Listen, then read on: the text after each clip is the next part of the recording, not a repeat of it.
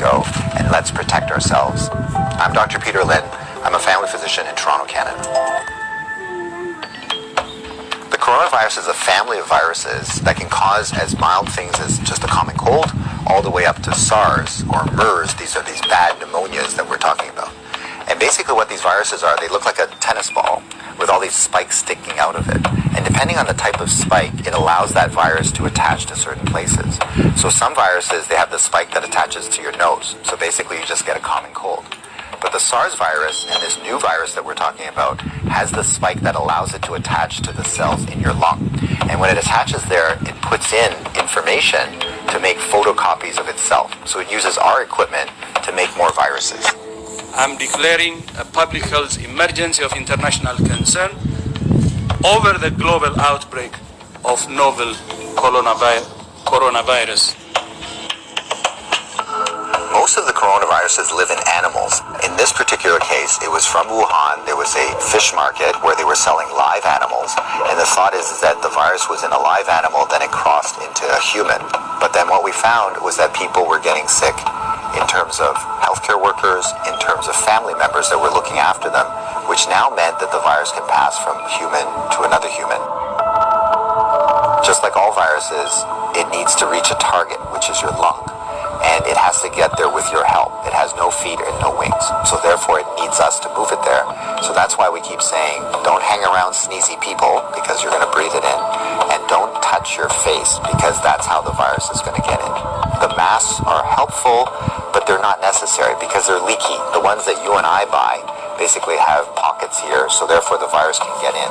What the masks really do is they stop us from touching our face. If you're sick, we tend to mask you, so therefore you're not spewing out the viruses to other people sitting around you. The true people that have the real masks are the N95. Those are sealed. These are for the doctors that may be caring for their patients.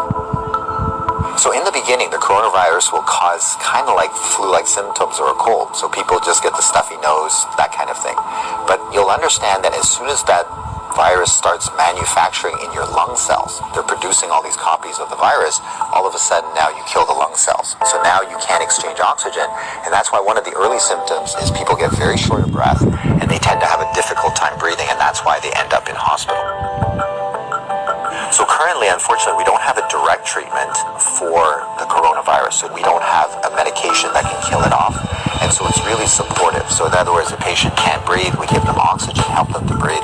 They can't drink, so therefore we give them fluids to support them. Their kidneys begin to shut down, we help them with all those things. So it's a very supportive process. This is a new virus that we've never seen before. So our immune system, our army, are having a hard time figuring out what to do. So usually what we have to do is we make something called antibodies. So these are things that can grab onto the spikes that we see on the virus, and it will get rid of the virus for you, and that will actually bring you back to good health. So therefore the elderly may have a worse outcome. And of course the young children, so the babies, their immune system is not so good either, so they may not make those antibodies as well. So just remember, your hands may be with virus. Virus cannot hurt you because it can't get through the skin.